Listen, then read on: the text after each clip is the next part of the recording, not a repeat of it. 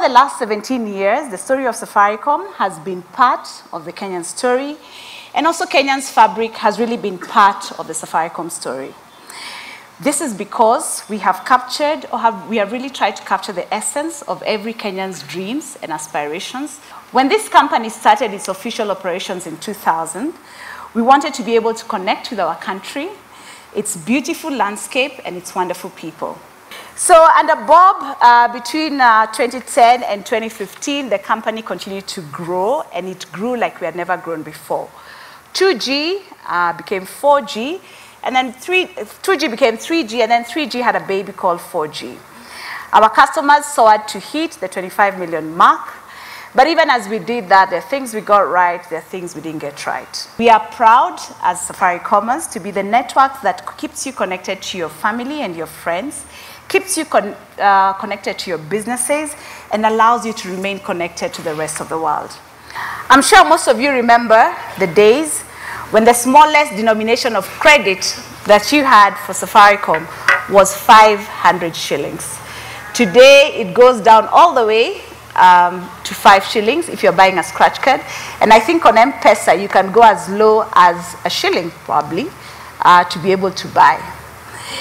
I don't know how many of you remember when Safaricom was only available in Nairobi, and specifically only in some parts of the city that were highly concentrated. And we also had a reputation of not being available on Fridays. On Fridays, the network was always congested. Do you remember those days? That, my dear friends, was in 2001. Now we're in 2017. After that, in 2006, we moved to our new offices on Waiyaki Way. That was like 10 years ago. I think, Bob, it's time we moved again. Yeah, we've been there for 10 years already. We also got listed on the Nairobi Stock Exchange, which allowed us to be able to fund our next phase of growth. And we invested and continue to invest in the network. And then we launched something that we thought was going to be just a little product for some specific customers that we called M-Pesa. But M-Pesa just started getting bigger and bigger. You've all had a role to play over this past 17 years that we've tried to realize what has been, Michael would have said, peculiarly, but I'm much more eloquent than him. I would say a much more uniquely Kenyan dream. And as you've just seen, that voyage has been filled with a myriad of milestones and achievements that we could never have done alone.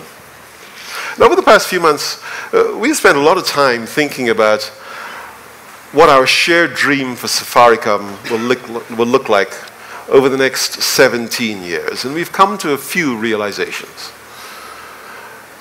We know that our future is intimately tied to the future of Kenya. We're here for you. We exist because of you. And we're here to stay for you. We want to work alongside you to meet your dreams, to meet your aspirations. Kenya is bubbling with possibilities. We have a hustle in our soul, and we carry optimism in our heart.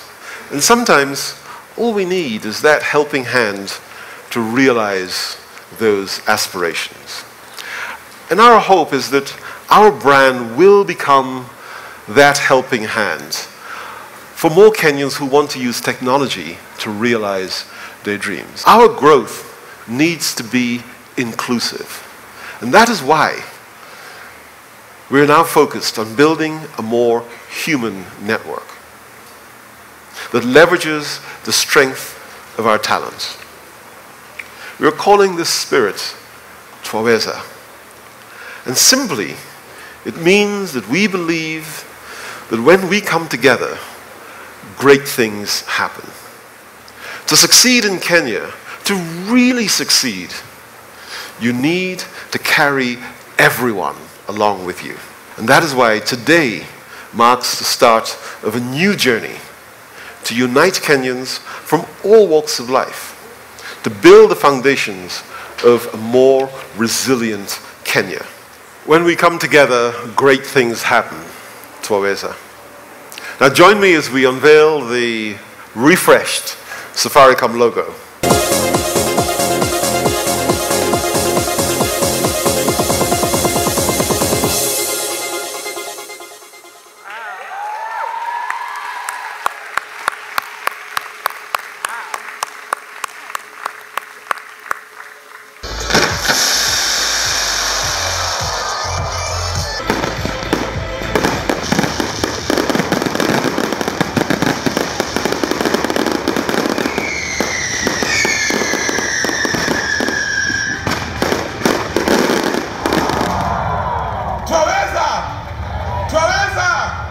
Safaricom.